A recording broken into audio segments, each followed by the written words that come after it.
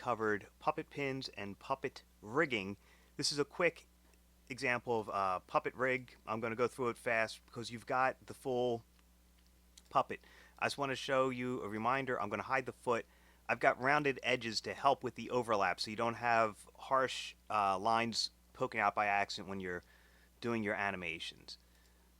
I'm going to put down my nulls first because I'll be able to see the nulls and then put my pins where they are. So if you go Layer, New, Null Object, and I'm just going to move this. I'm going to want control at each of these areas. So I'm going to name it by right-clicking. I'm going to call this toe. And I'm just going to press Command D to duplicate. And then you would copy one over here for when you're doing the other side, and you do the other side of the leg as well. So those are my nulls. Now I'm going to start placing my pins. So with the foot selected, and again, like I said, I only did this because you see how quickly we're building up here with all the layers. So I'm going to add a pin at the top left corner of each of these, like such.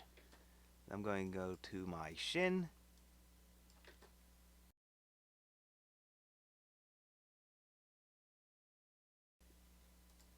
So now's the tedious part of putting in your code to get these pins to behave where the nulls are. Because if I move just this one pin, I'm only moving that one pin.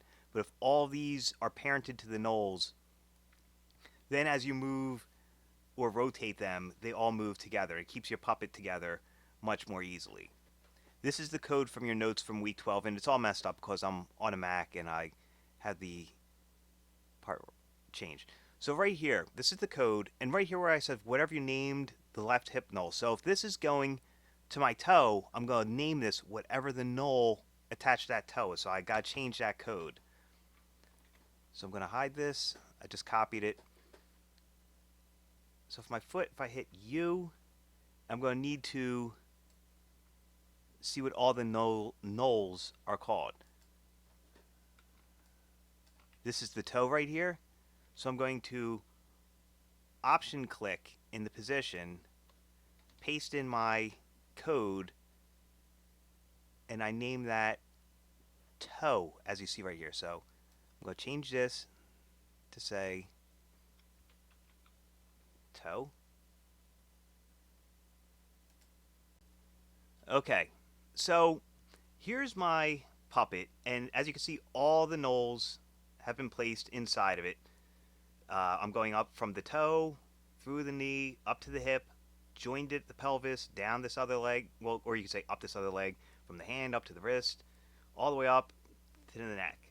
Now the reason why I showed you what puppet pins do, but when you have them connected to a null, you've got far more options. So for instance, let's take a look at this pin right here. I mean this null right here. If I hit R for rotate, everything beneath it is going to rotate with it.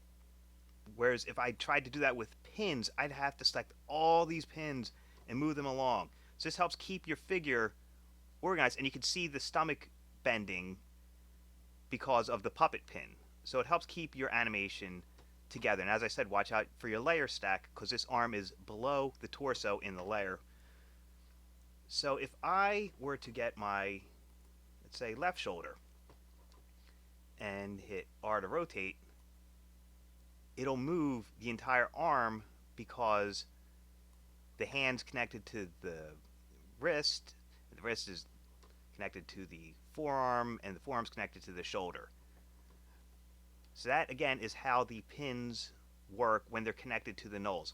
So if I go here and hit the U, and I've got my pin, and here's my code for it. It is, let's see, where's the expression for that? So whatever you call this, that's what you're going to replace it, because it's referencing that name for the null, and that's what it's doing there. Sorry about the trash truck going down the street. And you can see how I pre-composed certain elements and kept other layers together. So the knee, if I were to move the knee up, the foot is going to go with it because they're joined together, and you see it start moving up towards the thigh. Whereas if I rotate it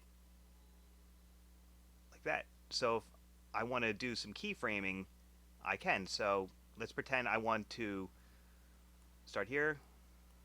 I'll go forward 10 frames. Rotate this back a little bit, like that. Then go to position for the null. I held down shift to hold it. So as it's rotating back, I'm going to have it start coming up. Like this. And I'm going to rotate it back some more, like that. I'm going to bring it down and swing it out in that direction.